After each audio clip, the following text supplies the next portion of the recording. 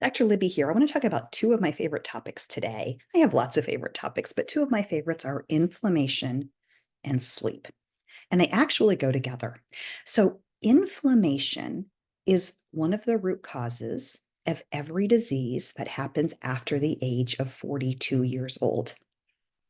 So it is a big deal. And I'm constantly looking for ways to be able to decrease my inflammation. Now, a really good marker for inflammation is a blood test called a CRP or C reactive protein. And what's really better than the C reactive protein is what's called the high sensitivity C reactive protein or the cardiac C reactive protein. And the reason that is the reference range on the C reactive protein, the lowest it will be is less than 3. And if you have the high sensitivity C reactive protein, it will go down much below that.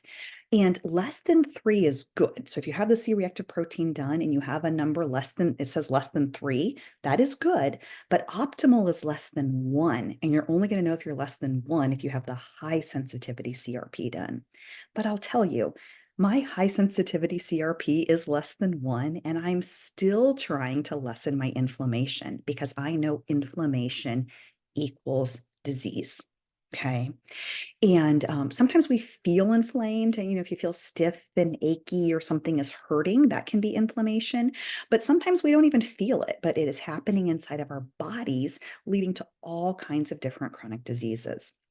So there's lots of things you can do to lessen inflammation. You can eat a whole food diet. The right amount of exercise can be very anti-inflammatory. The perfect level of hormones, fish oil, omega-3 fish oil, probiotics, all of this can be anti-inflammatory, and they're all things to consider.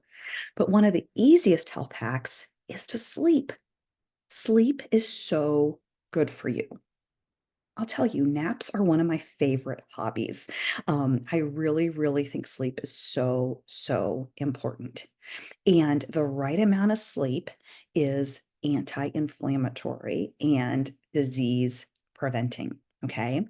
So sleep is anti inflammatory. Actually, interrupted sleep can be pro inflammatory. So, what you really want is a good quality, deep, uninterrupted sleep. I like to aim for a minimum of 7 hours. And then I actually have this Aura ring where I am able to track my sleep score.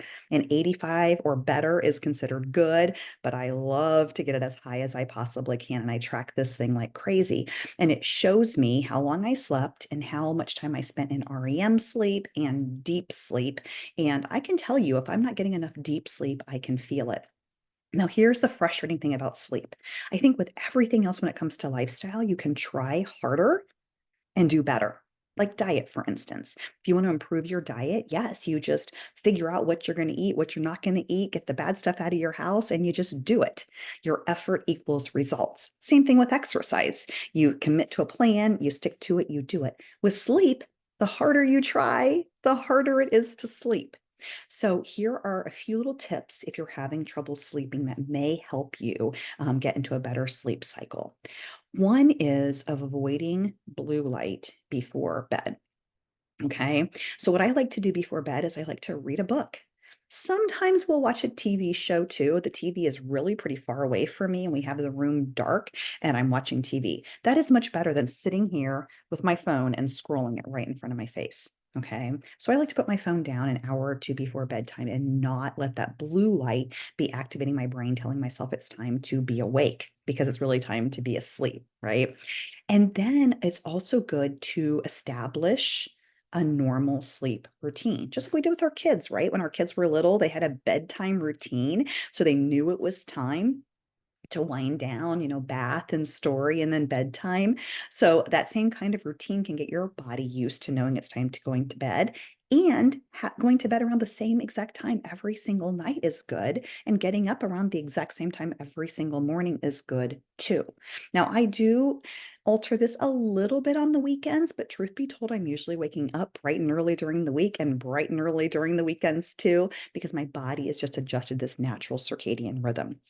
Now, what you don't want to do is if you're lying in bed and you can't fall asleep, to lay in bed and keep trying harder.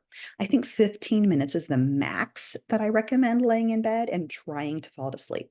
So if it's been more than 15 minutes, you're not falling asleep, I recommend getting up, going to a different location, and not scrolling your phone. Okay. It's much, much better to turn on a lamp and read a book. And then when you're tired, go back to bed. Another one of my favorite hacks is if I'm not sleeping because I've got something on my mind that I'm worrying about, is getting my journal out and dumping all the things that I'm worrying about out of my brain. And then I can fall back, I can fall asleep much easier. Another common problem is a lot of people can fall asleep no problem, but then they wake up in the middle of the night and they can't get back to sleep. And this is a really, really big problem as well. I know for myself, I frequently wake up in the middle of the night at one point and have to pee. And then I get up to pee, and then sometimes my mind starts racing and I have a hard time falling back to sleep. If I'm in a consistent pattern of this, I will take the supplement from my store called Sleep Better. It is a high quality, sustained release melatonin. And having that on board helps me fall asleep a lot more easily if I do happen to wake up in the middle of the night. I've also noticed when I take Sleep Better, my sleep scores are higher on my Aura Ring.